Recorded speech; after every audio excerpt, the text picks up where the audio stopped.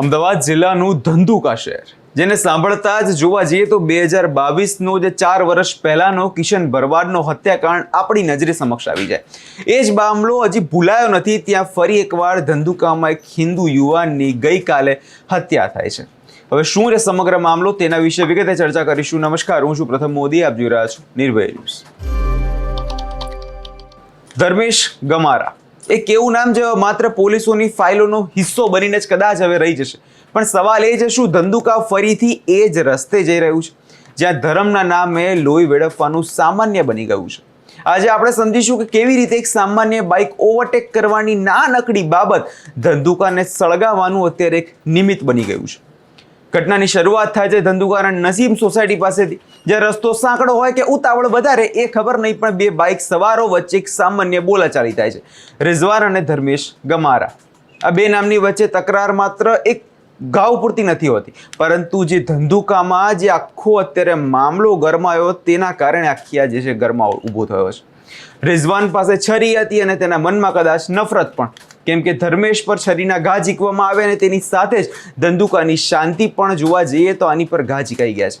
લોહી લુહાણ હાલતમાં ધર્મેશ જ્યારે દમ તોડી રહ્યો હતો ત્યારે કદાચ તેને ખ્યાલ પણ નથી કે તેની હત્યા આખા શહેરને હિંસામાં ફેરવી દેશે. જ્યારે આ સમાચાર જોવા જઈએ તો ખૂબ જ પ્રસાર થયા, કેમ કે વાત આવે જ્યારે હિન્દુ સમાજ અને અન્ય સમાજની, ત્યારે સમાચાર ખૂબ જ ઝડપથી ફેલાતા હોય છે. ત્યારે લોકોના મનમાં સૌથી પહેલા વિચાર એ આવ્યો કે શું આ ફરીથી કિશન ભરવાડ જેવો જ કિસ્સો છે?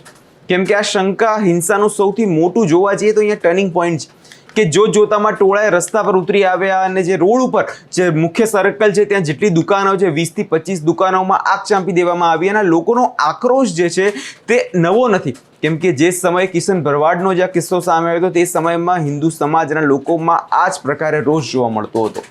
અને હવે આ આક્રોશ માત્ર એક હત્યાનો આક્રોશ નથી, પણ એ સુરક્ષા ભાવનાનો છે જે લાંબા સમયથી ધંધુકામાં જોવા નથી મળી રહી. જે વાહનો સળગાવી દેવામાં આવ્યા, દુકાનોના શટર તોડવામાં આવ્યા અને જોતામાં જે છે ખૂબ જ નુકસાન પહોંચાડવામાં આવ્યું હતું. બાવળા અને ધંધુકા ફાયર બ્રિગેડની ટીમો પણ ગઈકાલે ત્યાં બોલાવવા લેવામાં આવી હતી. પણ જે આગ લોકોના મનમાં લાગી હતી જે વર્ષોથી, તેને હવે ઓલવવી મુશ્કેલ બની રહી છે તેવું લાગે છે. લોકોએ પોતાના ઘરના વાયણા બંધ કરી લીધા, બજારોમાં સન્નાટો ફેલાઈ ગયો છે, માત્ર પોલીસના સાયનારો સંભળાઈ રહ્યા છે. આ દ્રશ્યો જોઈને કોઈને પણ કહી શકે ધંધુકા આજે 2022ના એ કાળા દિવસોમાં પાછું જતું હોય તેવું લાગે છે. હવે સમજવું અહીંયા એ જરૂરી છે કે કિશન ભરવાડનો જે કિસ્સો છે એની સાથે આ ઘટના કેવી રીતે સંકળાયેલી છે. કે જો જોવા જઈએ તો 2022માં કિશન ભરવાડની હત્યા થઈ હતી, તેની પાછળનું મુખ્ય કારણ એ હતું કે ધાર્મિક કટ્ટરતા, કે એક સોશિયલ મીડિયા પોસ્ટ કહેવામાં આવી હતી અને સોશિયલ મીડિયાના પોસ્ટમાં અન્ય સમાજના લોકોમાં ભારે રોષ ફેલાઈ ગયો. અને એ સમયે પણ આખા ગુજરાતમાં કિશન ભરવાડની હત્યાને લઈ આખા આંદોલનો થયા હતા, લોકોએ ન્યાયની માંગ કરી હતી. પરંતુ અત્યારે જ્યારે ધર્મેશ ગમારાના કિસ્સામાં પ્રાથમિક રીતે જોવા જઈએ તો રોડ રેજ એટલે કે રસ્તા પરનો સામાન્ય ઝઘડો દેખાય, પણ જે રીતે આ હત્યા કરવામાં આવી અને જે રીતે એક ચોક્કસ સમાજના યુવાનને નિશાન બનાવવામાં આવ્યો, તેણે જૂના જખમોને ફરીથી તાજા કર્યા હોય તેવું લાગે છે. સ્થાનિક લોકોમાં એવો ફાળ છે કે શું કોઈ આયોજિત કાવતરું છે? શું ફરીથી ધંધુકાના શાંતિ ડોળાવવા માટેના પ્રયાસો લોકો દ્વારા કરવામાં આવી રહ્યા છે?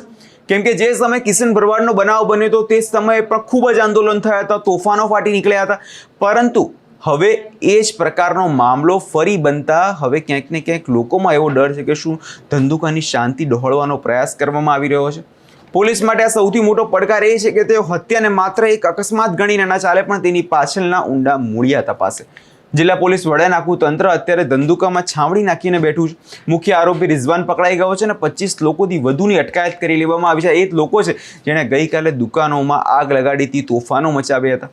પરંતુ શું આ પૂરતું છે? જ્યારે પણ આવી ઘટના બને છે તંત્ર કર્ફ્યુ લગાવી દે છે અને ગઈકાલે એ જ થયું કે ધંધુકા વિસ્તારમાં, એ વિસ્તાર છે ત્યાં કર્ફ્યુ લગાવી દેવામાં આવ્યો તો, પોલીસનો બંદોબસ્ત ગોઠવી દેવામાં આવ્યો હતો. ગઈકાલે રાત્રે તમને જણાવી દઈએ પોલીસ દ્વારા નાઇટ કોમ્બિંગ પણ કરવામાં આવ્યું હતું. પણ સવાલ એ છે ગુનેગારોના મનમાં કદાચ કાયદાનો ડર કેમ નથી? સામાન્ય વાતમાં જ્યારે છરી કાઢીને હત્યા કરી દેવાની હિંમત ક્યાંથી આવે છે? એસપી સાહેબે ખાતરી આપી છે કે કોમ્બિંગ ચાલુ રહેશે, જવાબદારોને છોડવામાં નહીં આવે, પણ જનતા પૂછી એ રહી છે કે કિશન ભરવાડના કેસમાં તો એ જ કડક કાર્યવાહીની આશા હતી સાહેબ. હવે એવી જ કડકાઈ અહીંયા જોવા મળશે કે નહીં? શું ધર્મેશના પરિવારને ન્યાય મળશે કે નહીં? તે સવાલ અત્યારે ગુજરાતનો એક વ્યક્તિ પૂછી રહ્યો છે. કેમ કે એ સમયે પણ આ જ બનાવ સામે આવ્યો હતો. કિશન ભરવાડના કેસમાં પણ શરૂઆતમાં લોકો દ્વારા રોષ વ્યક્ત કરવામાં આવ્યો હતો, પરંતુ ક્યાંક ને ક્યાંક જોવા જઈએ તો મામલો ધીમે ધીમે ઠાળે પડી ગયો. પરિવારને ન્યાય ના મળ્યો, પરંતુ શું હવે પરિવારને ન્યાય મળશે? એક નાગરિક તરીકે જોવા જઈએ તો જે હિંસા ક્યારેય ન્યાયનો રસ્તો નથી હોતી. વાહન સળગાવવાથી કે દુકાનોમાં તોડફોડ કરવાથી ધર્મેશ પાછો તો નહીં આવે, પણ કાયદો પોતાનું કામ કરી રહ્યો છે અને આપણે પ્રશાસન પર ભરોસો રાખવો જ પડશે. ધંધુકાની જનતાએ સમજવું પડશે કે અફવાઓ ફેલાવનાર લોકો તમારો ઉપયોગ કરીને શહેરની શાંતિ ડહોળવા માંગે છે. સોશિયલ મીડિયા પર આવતા જે ઉશ્કેરક નિવેદનો છે તેનાથી દૂર રહેવું જોઈએ. જે ધારાસભ્ય છે તેમના દ્વારા પણ સ્થાનિક લોકો દ્વારા પણ અપીલ કરવામાં આવી રહી છે કે આ મામલો જોવા જઈએ તો ખૂબ જ ગંભીરતાથી આને લેવાની જરૂર છે. ધંધુકા જે ફરી એકવાર શોકમાં છે, બીજી તરફ રોષમાં છે અને ત્રીજી તરફ શાંતિ જાળવવાની જવાબદારી એના માથે છે. હવે આશા એ રાખીએ કે પોલીસ આ મામલામાં કડકમાં કડક આરોપીઓને સજા આપે, કેમ કે ભરવાડ સમાજના લોકોમાં તો અત્યારે ભારે રોષ જોવા મળી રહ્યો છે અને તેમના અમુક આગેવાનો દ્વારા તો એવું પણ કહેવામાં આવ્યું છે કે હવે જે કિશન ભરવાડ સમયે જે થયું હતું, જે પરિવારને વહેલા તકે ન્યાય નહોતો મળ્યો, તો એના કરતાં આરોપીઓને અમને જ આપી દો, અમે જ અમારો ન્યાય પોતે લઈ લઈશું.